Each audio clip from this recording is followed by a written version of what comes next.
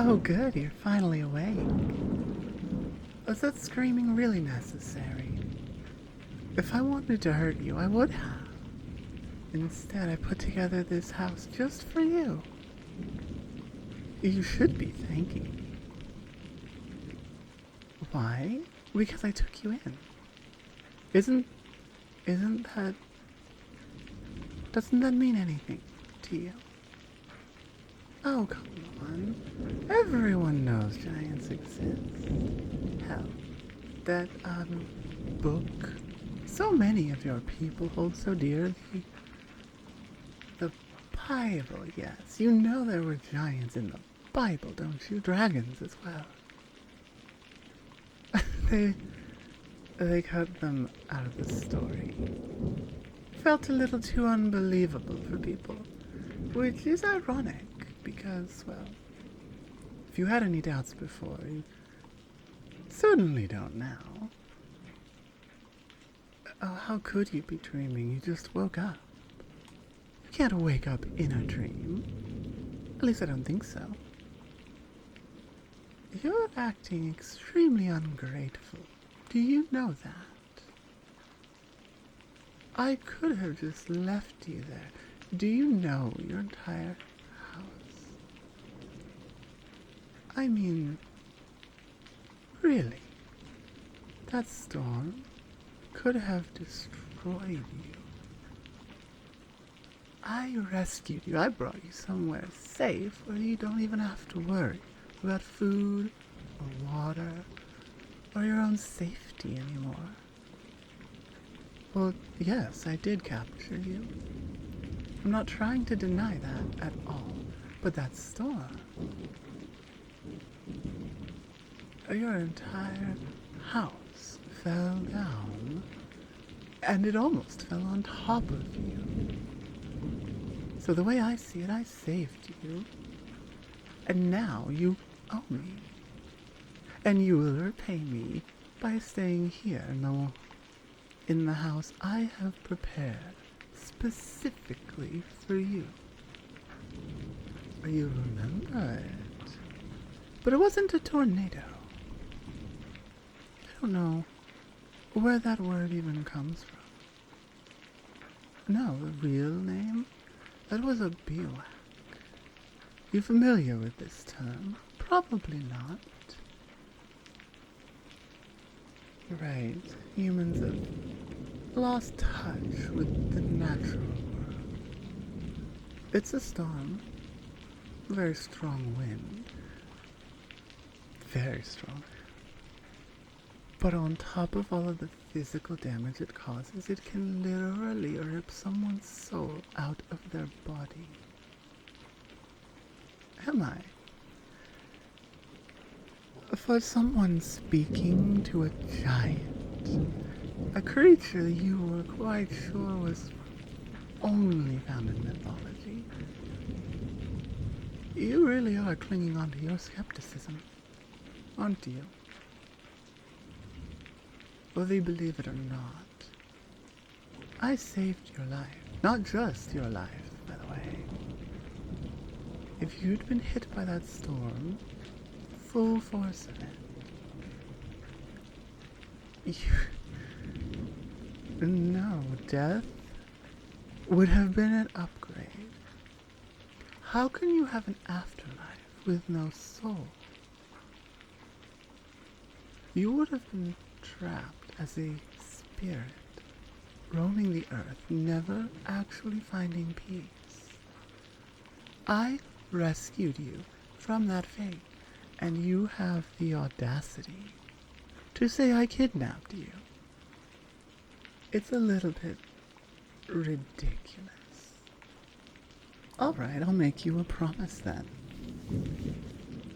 If these police find out where you are, if they track you down, I will let you go. Hell, I will even rebuild your house down there. So you have a place to stay. I'm not cruel and heartless. I won't let you just live out exposed to the elements. But I did save you, and until that happens, you're staying here in my dollhouse that I've prepared especially for you. What, do you think humans are the only beings who keep pets? Oh, you're so cute when you get mad. Of course you're a pet. I brought you into my home. I have given you food and shelter. Everything you could need. Just like humans do. With cats and dogs and sometimes more exotic things. Why can't I have a human for a pet? Where is it written? But you're not on Earth anymore. I know you have all of these expectations about how life should be and how society should be and all these things, but you're in my world now, which is exactly why I know your police won't find you. It's not like I'm going to treat you badly. If that's what I wanted, why would I go through all the trouble of building this dollhouse? No, not at all. That storm, I saved you from it, and you're being very ungrateful. I am very disappointed. No, I'm not letting you go. You are my pet. And just like my last pet, I will keep you here as long as I can. Why not? There are no dogs or cats for me. And even if there were, I prefer pets I can have a conversation with. Surely you understand that. Oh, silent treatment, What, do you think that's going to convince me to let you go? Because it's really not. You humans, you bring smaller creatures into your home all the time. Why is it bad when I do it? Why not? You take animals from their family and put them into your house, give them everything they need, and they're happy. So, I do the same. Tell me, what's your name? If you don't tell me, I will just pick one myself, and you won't have any say in the matter. That's better than the choice you give your pets, isn't it? I see you're going to be extremely uncooperative. It's so disappointed. Punish you? No. Oh, No, that is fair, and I can give you a little bit of an explanation. But I don't think you'll like what I have to say. That storm. What do you call a tornado? The bivouac? It's rare for humans to survive. Only those with a particularly strong soul have any chance. And, well, you were the only one, as far as I could tell, whose soul was strong enough to survive those winds. Did a number on your house, yes. I'm afraid they didn't make it. I know, it's very bad news. But that's why, if you could look on the bright side, for the silver lining, I brought you here and you won't have to worry about that anymore. Of course not. No, you're free to walk around throughout my entire castle. I would highly recommend you be careful. The stairs are a little bit big for someone your size. You don't want to fall and get yourself hurt. But the alternative, would that really be better? Doomed to spend eternity wandering the same square mile, stuck between the living and the dead, unable to communicate with most anyone. The isolation. Do you know that's what drives most spirits to act out? The isolation, the unyielding loneliness. It's devastating to the mind. You may not appreciate being taken here, having your agency taken away like this. Your agency was going to be taken from you either way. I give you a warm place to sleep, plenty of shelter, safety. The storm would have given you eternal torment. And I do mean that quite literally. This concept of hell, based out of that book, the Bible, it's not as literal as some of you think. There's no fiery dimension of death and torture. It's a metaphor.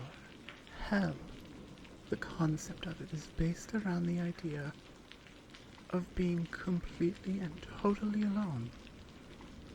Something that is absolutely devastating to social creatures like humans. Well, this is why exile was considered such a harsh punishment. Send someone away from everyone they know and love. They are alone. They have nobody. They have nothing. Is that a better fate? Really? Because if that's what you prefer, I can go ahead and drop you back. Of course, you would have some explaining to do while your entire family's gone and it's just you left. Without a scratch on you. Surely those police won't think that's suspicious in the slightest. Or would they? If you'd like to find out, that is your choice. Well, that just goes to prove my point. When you take a cat from the pet store or from someone else's home and put it into yours, do you ever give it the chance to go back? Fine, you don't have a pet cat. Do other humans give this cat the chance to choose what it would like to do? No. They take it in, regardless of what the cat wants. They feed it, they care for it, and the cat grows to appreciate them for it. It's exactly the same situation here. You might be angry, well, you have every right to be. Your house was destroyed, your family. Well, let's not dig too deep into that wound. But you are safe and sound.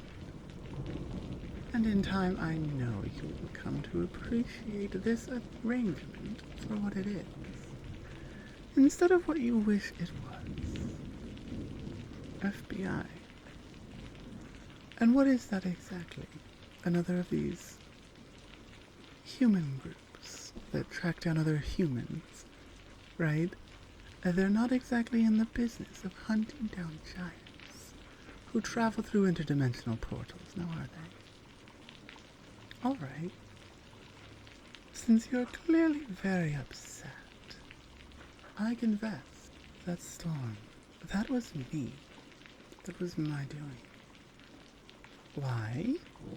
I wanted a new pet, and I only take the strongest. Those best suited to survive the trip through the portal.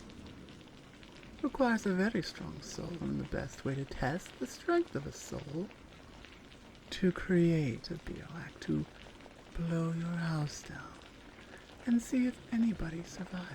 And if no one does, I move to the next, and the next, and the next. you think is a tornado aimlessly moving around. No, that's me, searching for a very specific kind of person. I know what I want, and I have the power to make it happen. So I did. You're mine. And in time, you'll grow to accept it. Until then, I will give you food and water. Hell, I can even bring you a playmate, company if you'd like. But you're not leaving. You're mine now, you're my pet. I take very good care of my pets, even if they don't behave. Hello everyone, Star here, and thank you so much for listening to this video. I want to give an extra thank you and shout out to Oliver for recommending this idea good ways back after my first Giantess video. I wasn't exactly sure how to build it into the idea I had, so this is what I've got now. I hope it's good. I was drawing a lot of inspiration for anyone who hasn't played it. In Pillars of Eternity, the opening scene essentially is you're traveling to this new land and your caravan is hit by a bivouac, a giant storm that literally rips your soul out of your body, and most people don't survive. So 100% drawing from that. I think that honestly that whole game is fascinating, and I am so excited for their, I think it's called Avowed, their first person game they're working on. Oh, I can't wait. But yeah, drawing inspiration from that, from just fantasy lore and such. I like how this came together so far. I'm not sure. A lot of my content has been a little shorter than I'd like it to be lately. I'm not sure where this one will end up, but regardless, I'm going to prep it and get it released, and I hope you like it. Thank you for listening this far in. Thank you for every like and every comment and all of it. It means a lot. Thank you, and I will see you next time. Bye.